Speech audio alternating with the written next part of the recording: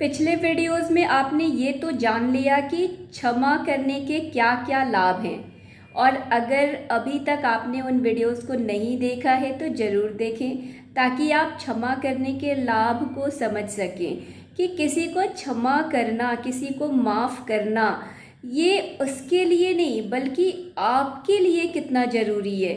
इन सारी बातों को जानने के लिए आप मेरे चैनल पे जाके प्लेलिस्ट में सारे वीडियोस देख सकते हैं। पिछले वीडियोस में क्षमा के लाभ के बारे में तो आपने जान लिया कि माफ़ कर देने से और माफ़ी मांग लेने से क्या क्या फ़ायदे हैं, लेकिन किसी को क्षमा करें कैसे? जिसने इतना बुरा किया उसे कैसे माफ़ करें? ये मुझसे अभी थोड़े ही दिन पहले किसी ने प्रश्न किया था कि जिसने हमारे साथ इतना बुरा किया, जिसने हमारी ज़िंदगी नर्क बना दी, जानबूझकर उसने अपने फ़ायदे के लिए, अपने स्वार्थ के लिए हमारे साथ छल किया, धोखा किया, हमसे बेईमानी की, हमें जानबूझकर नीचा दिखाया, जानबूझकर हमारी प्रताड़ना की, जानबूझकर उसने हमारी ज़िंदगी नर्क बनाने की पूरी कोशिश की। फिर उसे कैसे क्षमा करें? उसको कैसे माफ़ करें? हाँ, ये तो सच है कि जिसने ज़िंदगी नर्क बना दी, जिसने इतना दुख दिया, जिसने धोखा किया, जिसने बेईमानी की, उसको कैसे माफ़ कर दें? भाई, जिसने ऐसा किया है तो उसको तो भर भर के गालियाँ देनी चाहिए, भर भर के उसके साथ बदला निकालना चाहिए, उसको तो कुछ इस तरह का श्राप देना चाहिए कि उसे भी ऐसा दर्द महसूस हो। अरे भाई रुको, अब आप ये बताइए कि क्या आपके मन में भी ऐसे प्रश्न उमड़ घुमड़ रहे हैं? क्या आपको भी किसी को माफ़ करना मुश्किल हो रहा है? क्या आपके मन में ये प्रश्न आ रहा है कि अगर आपने किसी ऐसे व्यक्ति को जिसने आपको परेशान किया, दुख दिया, उसे माफ़ कर देंगे तो कहीं लोग आपको कमज़ोर ना समझने लगें? तो देखिए, सबसे पहले तो आपको ये समझना होगा कि किसी को माफ़ कर देने का मतलब ये बिल्कुल भी नहीं है कि आप गलत को सही ठहरा रहे हैं, बल्कि माफ़ करने का मतलब है खुद को उस नकारात्मकता से मुक्त करना जो आपको परेशान कर रही है। हाँ, क्योंकि छल करने वाला, षड्यंत्र करने वाला, धोखा देने वाला, अपमानित करने वाला, आपको नीचा दिखाने वाला, आपके साथ बेईमानी करने वाला, आपको हर तरीके से दुखी करने वाला, वो तो मज़े में है, वो सुख से है, लेकिन उसके इन कृत्यों की वजह से आप दुखी हैं। और हो सकता है कि आप उस स्थिति से उबर गए हों या समय काफ़ी पीछे छूट गया हो, लेकिन अब तक आपने उस दर्द को अपने अंदर समेट रखा है, दबा रखा है, और वो दर्द आपको रह रह के तड़पाता है। तो देखिए, ज़रूरत किसको है उस दर्द से मुक्त होने की? आपको या उसे जिसने आपके साथ गलत किया? वो तो गलत करके चला गया और सुखी भी है, लेकिन आप उस दर्द से न जाने कितने सालों तक पीड़ित हैं, कितने सालों तक आपने उस दर्द को अपने अंदर दबा रखा है, कोयले की चिंगारी की तरह, जो आपको अंदर ही अंदर जला रहा है। और आपको ये बात समझ में भी नहीं आ रही है, आप बस रह रह के उन बातों को याद करके दुखी हो जा रहे हैं। तो इस दुख से, इस पीड़ा से मुक्त होने के लिए ज़रूरी है कि उस व्यक्ति को माफ़ कर दे। माफ़ उसके लिए नहीं करना है, माफ़ खुद के लिए करना है। आपके मन में ये प्रश्न आ रहा होगा कि जिसने इतना गलत किया उसको क्यों माफ़ करें? ये प्रश्न भी सही है, लेकिन आप ये बताइए कि उन पीड़ाओं को याद करके आप किसे तकलीफ़ दे रहे हैं, उसे या खुद को। उन तकलीफ़ों को, उन बातों को अपने मन में दबाकर, उन कोयले की चिंगारियों को अपने मन में दबाकर आप किसे तकलीफ़ दे रहे हैं? खुद को। उसे कोई तकलीफ़ नहीं हो रही है, आपको तकलीफ़ हो रही है। तो आपको इस तकलीफ़ से मुक्त होने की ज़रूरत है, और इस तकलीफ़ से मुक्त होने का एक ही रास्ता है कि उसे माफ़ कर दीजिए। इसका मतलब ये नहीं कि आप उसके साथ उठना बैठना, घूमना फिरना, खाना पीना शुरू कर दीजिए, उसके साथ मिलना जुलना शुरू कर दीजिए। नहीं, आपको अपनी उस पीड़ा से मुक्त होने के लिए उस व्यक्ति की सोच को अपने अंदर से निकाल देना है, और दोबारा उसे ऐसा मौका नहीं देना है कि वो आपके साथ ऐसा कुछ कर सके। इसके लिए आपको माफ़ करना है, खुद के लिए आपको माफ़ करना है, अपने मन को पीड़ा और नकारात्मकता से मुक्त करने के लिए आपको माफ़ करना है। तो माफ़ी आपको खुद के लिए करना है, दूसरे के लिए नहीं। और अगर आपसे कोई जाने अनजाने में ऐसी गलती हो गई है तो आपको माफ़ी मांग लेनी है। माफ़ी मांगने से कोई छोटा या बड़ा नहीं होता, बल्कि मन के रिजेंटमेंट, नाराज़गी, क्रोध, गुस्सा ये निकल जाता है। ये तो बातें हो गई कि किसी को माफ़ करना क्यों ज़रूरी है या किसी को क्यों माफ़ किया जाए। लेकिन प्रश्न ये है कि किसी को माफ़ कैसे किया जाए।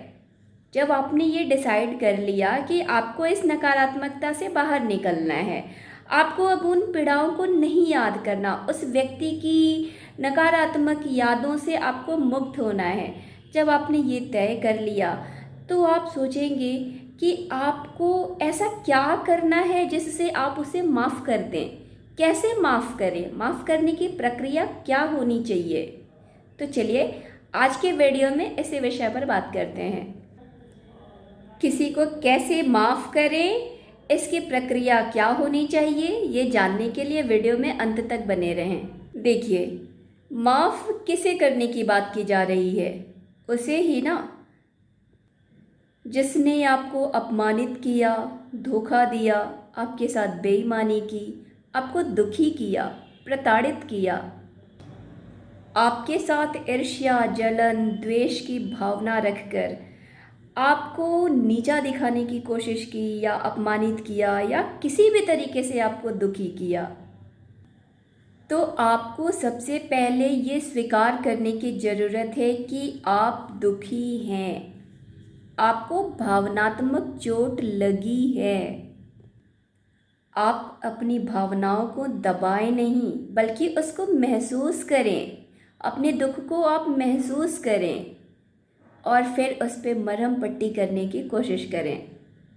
जब कोई आपको चोट पहुंचाता है तो उन भावनाओं को महसूस करना ज़रूरी है, उन्हें पहचान कर स्वीकार करना ज़रूरी है, क्योंकि ये आहत भावनाएं आपके विचार, आपके सोच, आपके व्यवहार को प्रभावित कर सकती हैं और करती हैं। इसलिए उन भावनाओं को समझकर, उन्हें स्वीकार कर, उनसे मुक्त होने का प्रयास करें। जो बातें मन को दुखी करती हैं उन्हें छोड़ने का प्रयास करें। जो बातें मन को दुखी करती हैं उन्हें छोड़ना सीखें।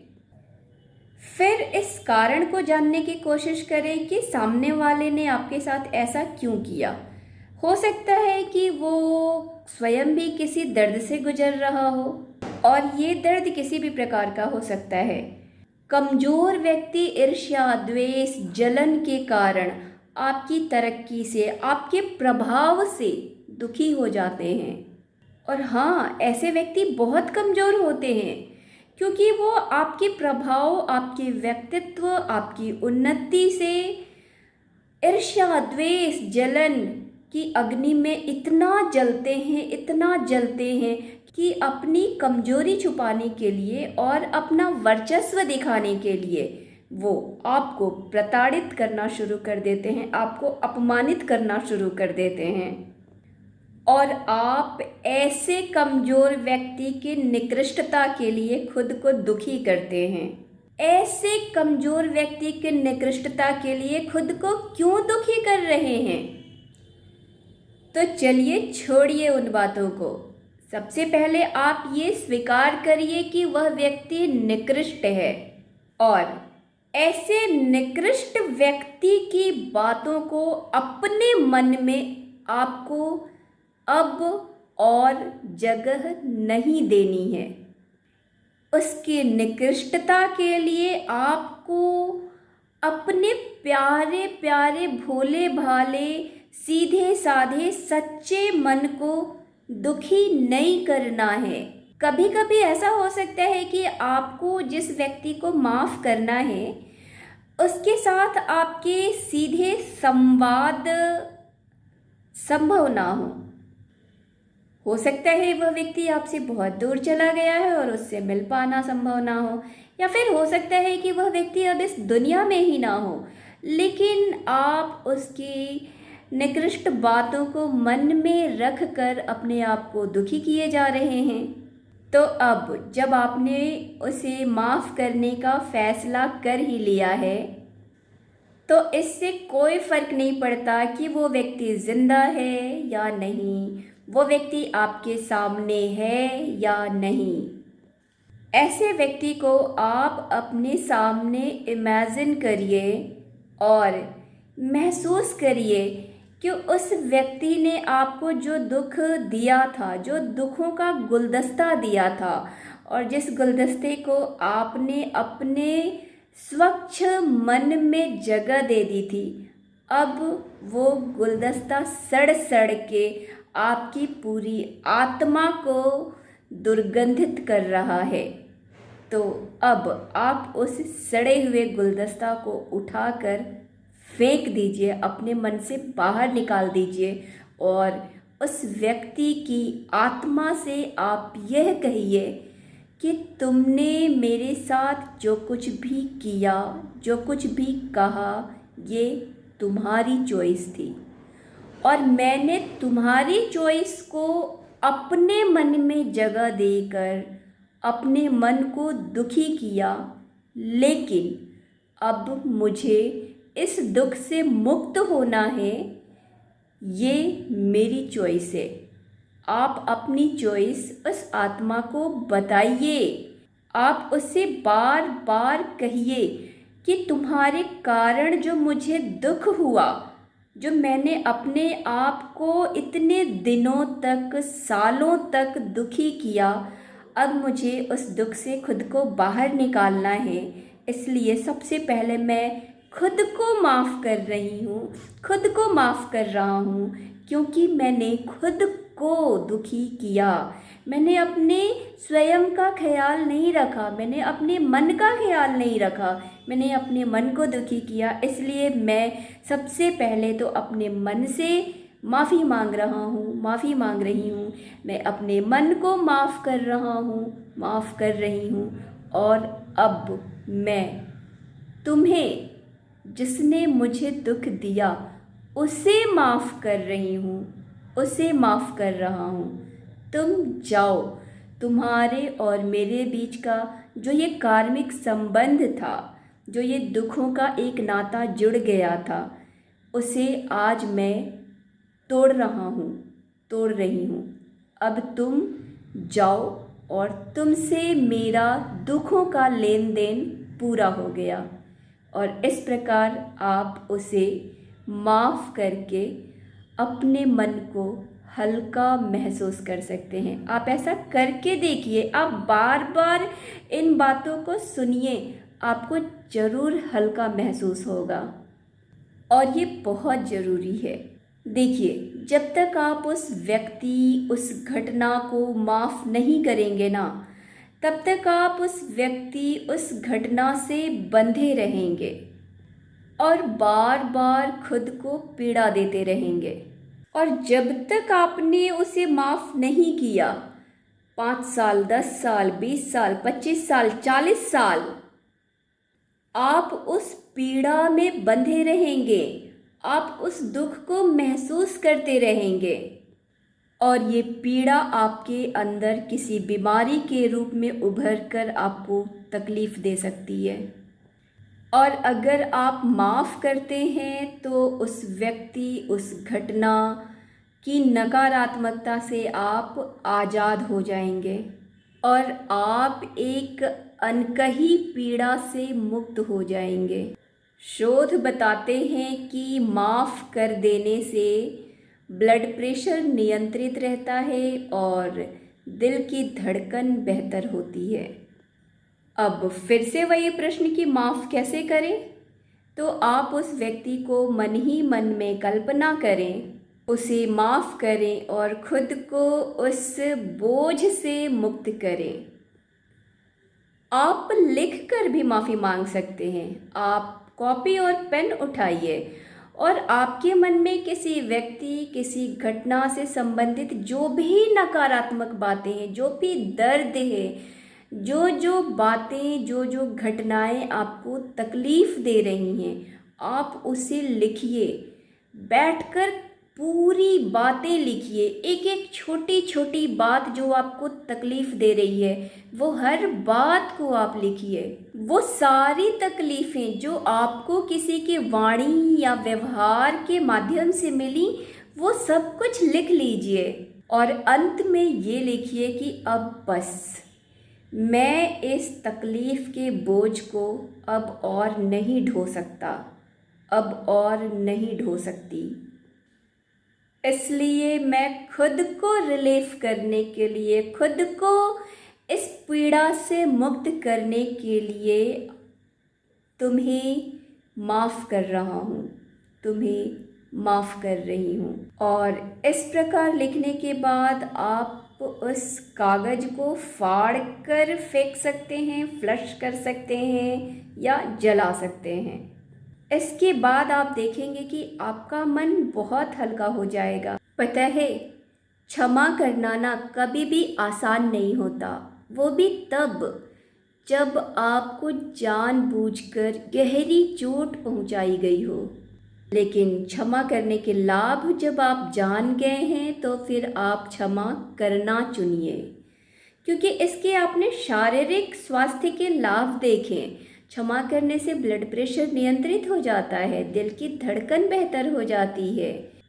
क्षमा करने के मानसिक स्वास्थ्य लाभ भी हैं, क्योंकि कई वर्षों तक जब आप किसी गुस्सा, किसी पीड़ा को अपने अंदर दबाए रखते हैं, माफ़ कर देने के बाद आप उससे मुक्त हो जाते हैं। लेकिन क्षमा एक ऐसी प्रक्रिया है जिसके लिए बहुत धैर्य, संयम और साहस चाहिए। अगर आपके अंदर धैर्य है, साहस है, संयम है, करुणा है, तो आप आसानी से माफ़ कर पाएंगे। अब एक महत्वपूर्ण बात याद रखिए कि माफ़ी देने का मतलब ये बिल्कुल भी नहीं है कि आपने उस व्यक्ति को अपने दिल में जगह देनी है। नहीं, आपको उसके लिए नहीं बल्कि खुद के लिए क्षमा देना है, खुद के लिए माफ़ करना है। आप उसके लिए नहीं, खुद के लिए उसे माफ़ कर रहे हैं, इसलिए उसे अपने दिल में दोबारा जगह देने की ज़रूरत नहीं है। चाहे वो आपका बिजनेस पार्टनर हो, लाइफ पार्टनर हो, कलीग हो, बॉस हो, दोस्त हो, रिश्तेदार हो, कोई भी हो, जिसने भी आपके साथ इतना बुरा किया, जिसने आपके साथ अपमान, अवहेलना, प्रताड़ना, षड्यंत्र, छल, कपट, ईर्ष्या, द्वेष, घृणा जैसी भावनाएं अपने अंदर आपके लिए रखी, उसे माफ़ कर दीजिए, लेकिन उसे दोबारा दिल में जगह मत दीजिए। ये आप उसके लिए नहीं, खुद के लिए कर रहे हैं, ये याद रखिए। क्या अब भी आपको माफ़ करना मुश्किल हो रहा है? अगर हाँ, तो वो कौन कौन से कारण हैं जिनकी वजह से आप अभी भी माफ़ नहीं कर पा रहे हैं? कमेंट में बताइए।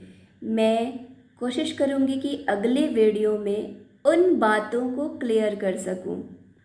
आपकी वो जो नाराज़गी, क्रोध जो बच गई है, जो अभी तक आप माफ़ नहीं कर पा रहे हैं, उस स्थिति तक नहीं पहुंच पा रहे हैं, उनको मैं अगले वीडियो में समझा पाने की कोशिश करूंगी।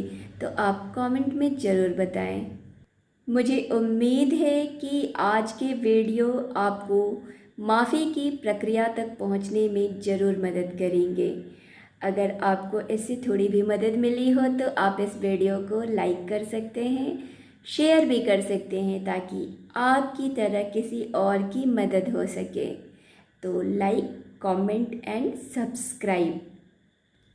और हाँ, एक बात याद रखिए कि माफ़ी एक ऐसा तोहफ़ा है जिसे आप दूसरे को नहीं, खुद को दे रहे हैं। तो खुद को माफ़ी का तोहफ़ा दीजिए, अपने मन को हल्का कीजिए और जीवन में आगे बढ़िए।